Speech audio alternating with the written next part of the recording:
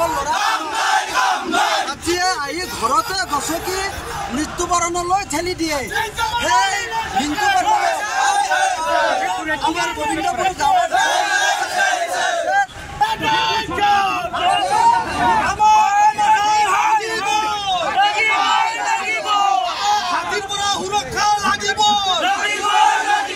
গম নাপাওঁ। এতিয়া পথেদি আহি থাকোঁতে এটা পথ অৱৰোধৰ কথা গম পাইছোঁ। নিশ্চয় এই ক্ষেত্ৰত বিভাগীয়ভাৱে চৰকাৰীভাৱে যিখিনি কৰিব লগা আছে কৰিব লাগিব, আৰু ৰাইজৰ যিখিনি মনৰ কথা সেইখিনি নিশ্চয় আমি শুনিব লাগিব, আৰু তেখেতসকলে কি বিচাৰিছে সেই কথাখিনি আমি জানি আমাৰ যি বন বিভাগ আছে বন বিভাগৰ মাননীয় মন্ত্ৰী ডাঙৰীয়াক মই জনাব পাৰিম। 2.5 বছৰ হৈ গ'ল নলবাৰীত কিন্তু হাতীৰ সমস্যাৰ সমাধান নহ'ল।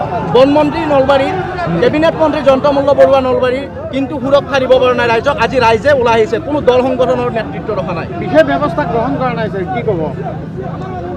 তাৰ কাৰণে যিখিনি কৰিব লগা হয় সেইখিনিতো কৰা যায়, তাতে কোনো কৃপণালি কৰা নাযায়, আৰু মানুহৰ জীৱনৰ মূল্য ডেফিনেটলি আছে, আৰু তেনেধৰণে সংঘাতত মৃত্যু হ'লে ৰাইজ শোকত ভাগি পৰে, আৰু তাৰ কাৰণে তেওঁলোকৰ সুখ বহিঃপ্ৰকাশ কৰিবৰ কাৰণে এনেধৰণে ৰাইজৰ মনৰ কথাখিনিক এনেধৰণে প্ৰকাশ কৰিছে।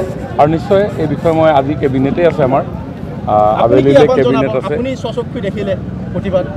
প্ৰতিবাদটো ডেফিনেটলি হ'ব, প্ৰতিবাদ হোৱাততো কোনো অসুবিধা নাই। প্ৰতিবাদে ৰাইজৰ মনৰ কথাখিনি কয়, গতিকে তেওঁলোকৰ লগত মই কথা পাতোঁ, তেওঁলোকে কি বিচাৰিছে। নিশ্চয় মই নলবাৰী গৈছোঁ, পথলৈ ওলাই আহি তেওঁলোকৰ মনৰ কথাখিনি কৈছে, আৰু এইখিনি কথাখিনি বুজি পাইছোঁ, আৰু বুজি পাই আজি সন্ধিয়া আমাৰ কেবিনেট আছে। গোটেই কেবিনেটত আমি এই বিষয়ে আলোচনাও কৰিম, আৰু ইতিমধ্যে স্থানীয় বিধায়ক মন্ত্ৰী মাননীয় জয়ন্তমল্ল বৰুৱা ডাঙৰীয়াক মই কথাও পাতিছোঁ, আৰু ইয়াৰে কেইবাজনো ব্যক্তিয়ে তেখেতৰ লগত ইতিমধ্যে কথাও পাতিছে।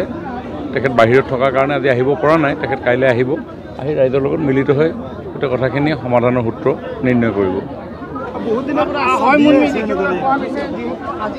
দিনৰ পৰা এনেদৰে আশ্বাস দি আছে, নিউজ হৈ আছে, বাতৰি পৰিৱেশন কৰি আছে, বন মন্ত্ৰী বন বিভাগ চব আহি আছে, কিন্তু হাতীকেইটা খেদিবলৈ সক্ষম হোৱা নাই। কেইটা হাতী আছে ইয়াতে? বহুকেইটা হাতী আছে,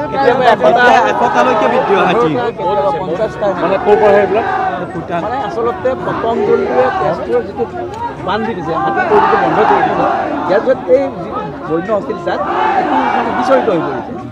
ভূটানৰ কাষত থাকে, পাহাৰৰ কাষত থাকে, কেতিয়াবা 100টা একেবাৰে আহি গাঁওখন তহিলং কৰে, কেতিয়াবা 50টা, আৰু আজি 2 বছৰ প্ৰায় 12টা এক্সিষ্টিংলি আছে, আৰু 13টা আজি বেছি উৎপাত কৰি আছে। বাকী এটা জাক আছে 83-100টা। এইটো ঘটনাটো কেনেকৈ হ'ল? ৰাতি ঘৰত থাকোঁতে ৰাতি ঘৰত ঘৰৰ পৰা আপোনাৰ ঘৰত আপুনি হস্তি আহিলে 2টা ওলাই গ'ল, ভাবিলে গ'ল, ওলাই দিলে, পিছত আৰু আছিলে হাতী, এই হাতীয়ে পিছৰ পৰা আছিলে আচাৰি দিলে। দুগৰাকী মহিলাক গছকিছে, বন মন্ত্ৰী আৰু বেলেগ মানুহকো এটেক কৰিছে। দুগৰাকী মহিলাক গছকিছে। আপুনি আহি আছিল, ৰাষ্ট্ৰীয় ঘাইপথটো অৱৰোধ কৰা হ'ল, এতিয়া বহু সময় ধৰি আপুনিও আবদ্ধ হৈ থাকিবলগীয়া হ'ল, গতিকে মন্ত্ৰীগৰাকীৰ লগতো কথা পাতিলে স্থানীয় বিধায়ক তথা কেবিনেট মন্ত্ৰী, কি ক'লে, কি আশ্বাস দিলে? আচলতে নাই, আশ্বাস মানে কি আৰু, তেখেত এতিয়া ইয়াতে নাই, অহা কাইলৈ তেখেত আহিব, আহি ৰাইজৰ লগত আলোচনাত মিলিত হ'ব, আৰু আমাৰ চৰকাৰীভাৱে এনেকুৱা ধৰণে বন্যপ্ৰাণী আক্ৰমণত যি আঘাতপ্ৰাপ্ত হয় বা মৃত্যুবৰণ কৰে তেখেতসকলক কিছু সাহায্য দিয়াৰ ব্যৱস্থা আছে, সেইখিনিতো হ'বই। কিন্তু ডাঙৰ কথা হ'ল যে কোনো মানৱ জীৱন যাতে এনেধৰণে অকালত মৃত্যুবৰণ কৰিব লগা নহয়, সেইটো আমাৰ আটাইতকৈ ডাঙৰ ইছ্যু এতিয়া।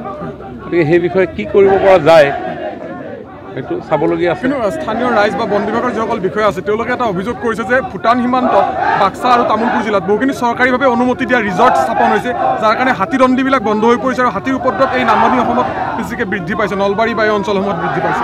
এইবিলাকত চৰকাৰ জ্ঞাত নহয় নেকি বা নাজানে নেকি?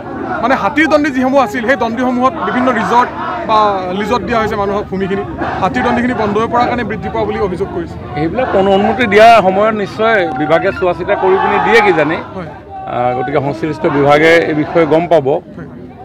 কিন্তু এইটো ঘটনাটো দুৰ্ভাগ্যজনক, গতিকে এই দুৰ্ভাগ্যজনক ঘটনাত ৰাইজ মৰ্মাহত হোৱাটো স্বাভাৱিক কথা, আৰু এনেধৰণে ৰাইজে ৰাজপথ অৱৰোধ কৰি অকণমান ক্ষোভ প্ৰকাশ কৰিছে।